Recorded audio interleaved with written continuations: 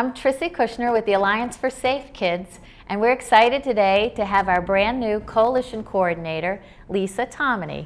Hi, Lisa. Welcome. Hi, Trissy. Thank you. Good. I know it's been a very eventful last couple of months, and I'd like to just talk to you a little bit about what you've enjoyed and where you might see some of the programs going. I know when you came in, we were working with a community event, the Taste of Yorktown, which you were already very familiar with. And I wondered if you would talk a little bit about how it was different this year. Well, I'll start with the Taste of Yorktown. That was your last question. The Taste of Yorktown was a little different this year in that our theme and the venue changed. Traditionally, it's been an adult-only event in the evening with restaurants participating from all over town. This year we decided to include the entire family so that kids were able to attend and change the venue to the Grange Fairgrounds. Yes. And brought in entertainment for all ages. We had music as well as bouncing castles, rock climbing, that Fun Time right here in Yorktown donated. And so it was just a very nice occasion for the family to come out, enjoy food. Oh, that was the other important piece that I forgot about. It was a barbecue cook-off. Right. And so we had various teams, including civic groups, neighborhoods, as well as the restaurants participating in the cook-off. So it was a wonderful opportunity to come enjoy good food, hear great music, see our cheerleaders perform and some dance troupes perform, and also let the kids run around and have fun. I know you had a fabulous turnout. The community was talking about, I think you had over 1,000 residents and families and beautiful weather. Yes, we were very lucky. So, and then I think right from that event, we jumped right into school, and there's always a lot with a new school year, and I was wondering what kind of events, what kind of speakers, different things that you were thinking that the Alliance for Safe Kids might be interested. Right. Well, the Alliance is involved in a lot of different things, clearly all to do with our youth, but connected in some ways that maybe aren't always obvious, but work together. The youth court started its session in November, and that's our court that's run by teens. They adjudicate cases that come up from the probation courts, hearing misdemeanors. So that's one program that is constantly running on the side. We also sponsor a number of speakers and workshops, which is kind of a winter event for us, it seems, this year. But we are hosting Mike Nerney, the substance abuse preventionist and educational specialist. Right. And he'll be joining us next week on Tuesday evening to address the entire community. We're also working with the Yorktown PTSA, the district PTA, to bring a screening of Race to Nowhere into our community, and we will be showing that at Yorktown High School, again open to anybody that would like to see it, and it is free of admission. The last speaker event is I'm sorry, it's not kind of a speaker event, it's a screening as well. It's a documentary that was created by a faculty member at Hendrick Hudson High School following the deaths of two teens that were related to domestic or dating abuse, violence, and that film is being screened February 16th at Lakeland High School. So there's a lot going on that I think is informative and educational for folks. So that's kind of the other bucket, as I like to refer to it, that we're involved with. And then we're always doing ongoing activities in terms of assessing our community and trying to find ways to create programs to address our needs. That's exactly what our mission is. We're constantly trying to think of ways to bring information into the community. And I know one of the things we've always hoped to continue doing is running the Safe Teen Nights. And as a new coordinator, I just wondered if you foresee us still doing that. Oh, absolutely. In fact, we have several more planned for the year. In April, we will be hosting one at Solaris. In May, there'll be one hosted at the Elks Lodge. And in the summertime, we like to do something fun over at Lakeside Osceola. So that is certainly an ongoing activity. We would ideally like to offer that quarterly every year, but obviously we need to partner up with organizations that are willing to help us, which we've been very fortunate to have.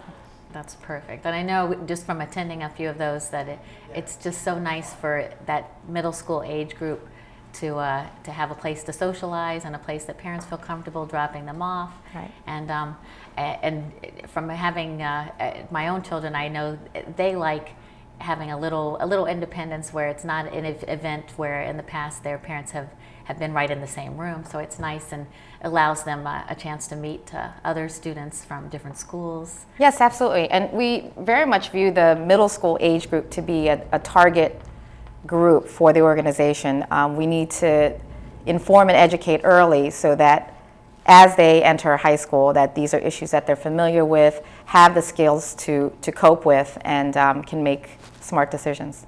Right. And it's interesting that you say that, because I know in the past we've had school resource officers at our high school, and just recently we've been able to have an SRO at our middle schools. So obviously you see an importance there with having that age group have a representative at their school. Absolutely. And the SROs serve a very important function in our community, I believe, and we're very fortunate that we have them. Not all communities do. They really are the first on deck, at the ground level, to see the trends, to see what's happening, what issues are affecting our kids. So to have the ears right where the action is happening, I think is a very, very valuable resource. I definitely agree.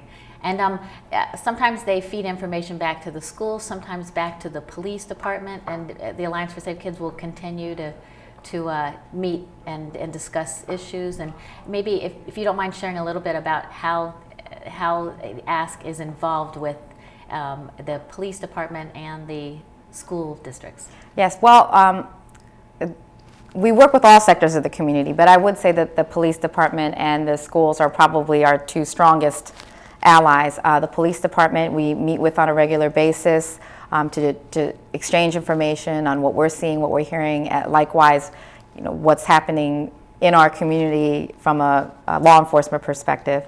We also sponsor their compliance checks, which they do undercover compliance checks on organizations such as restaurants and delis and right. such that sell alcohol. We just continue to work together to figure out what the best way is to deal with any issues that might arise in the community.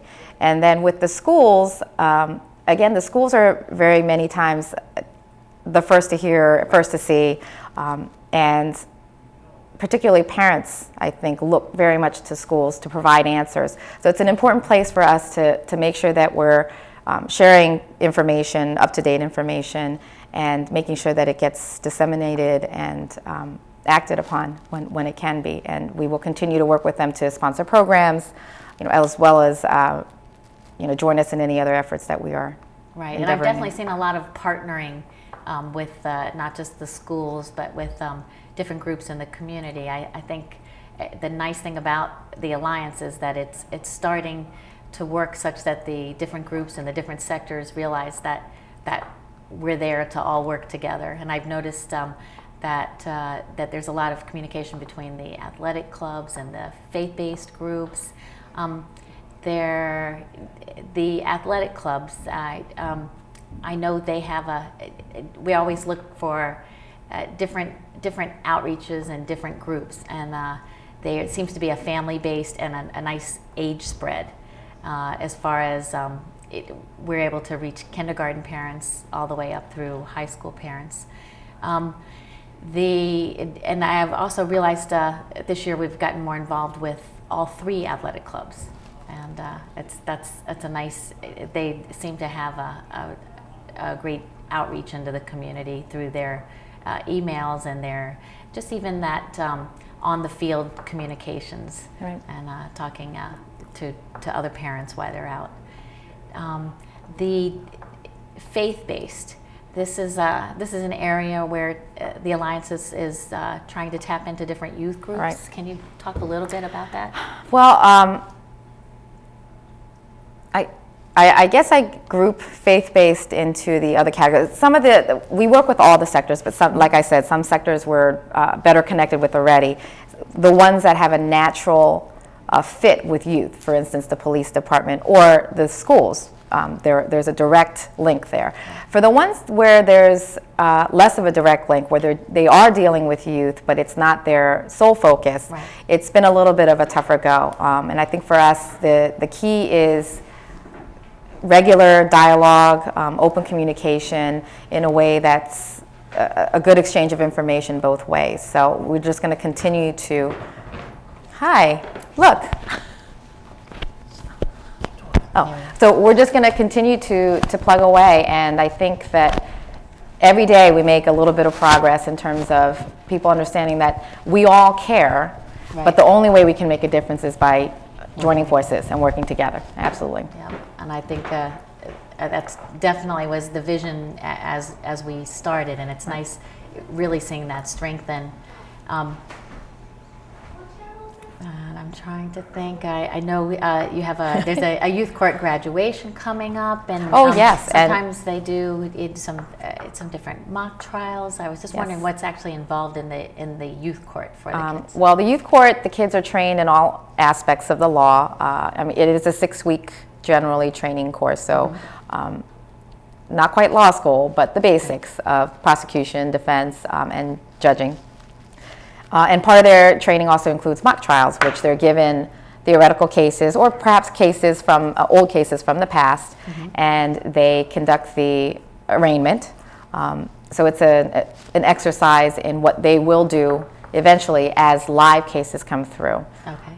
And as for the graduation, it will be February 2nd, and we did hear that Assemblyman Katz is going to be attending, so we're very excited to have him with us, and as well as our town justices and other town officials. So it should be a nice event. And it's an important night for them. And then following that training, they when would they actually hear a real case?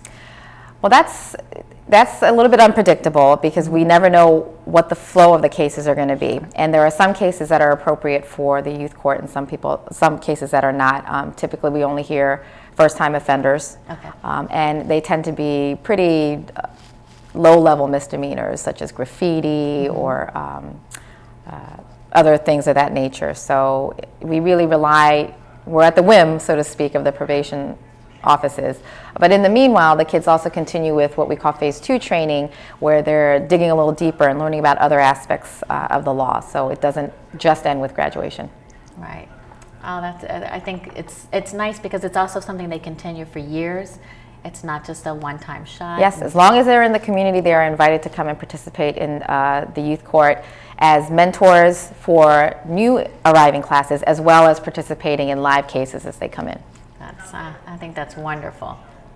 Well, thank you. And then I'm trying to think. I know we've talked about even possibly doing some public service announcements and working on a workshop so that the students can realize the value and what they have to offer. I think one of the nicest things that the Alliance for Safe Kids does is we try to include students in a lot of our process.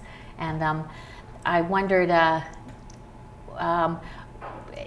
where you see, possibly a strength in public service announcements done by teens for teens. Well, it's funny you should mention that, Tracy. We're about to launch the PSA campaign, but it will include anybody that's interested in producing a PSA. Right. And I think you're right. I think including our children gives them a sense of ownership, that it drives the message home from a different angle that they can really absorb and get and have fun doing. So I think it's an important part of the process.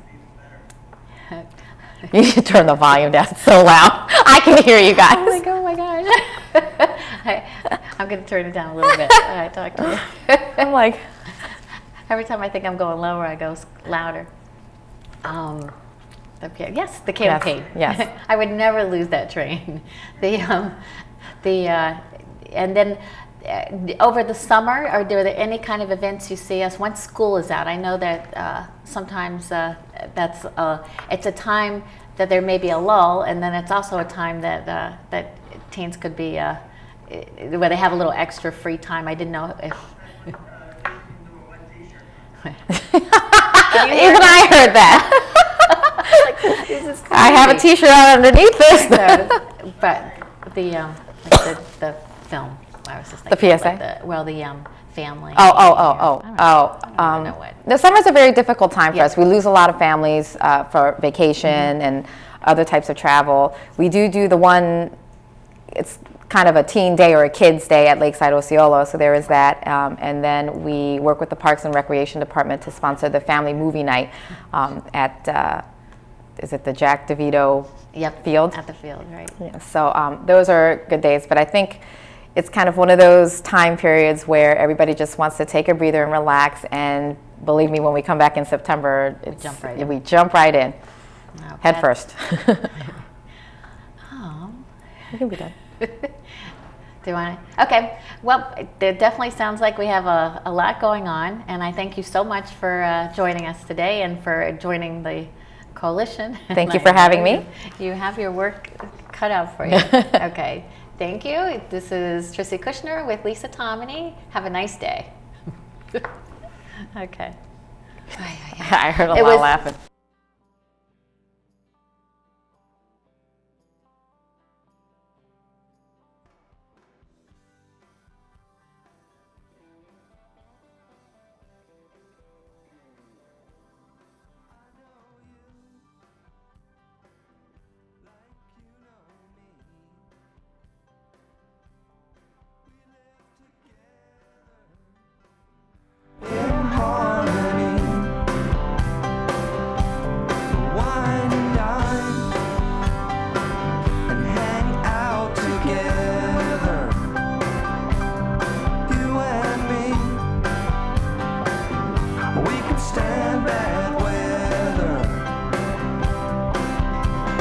Trouble comes around.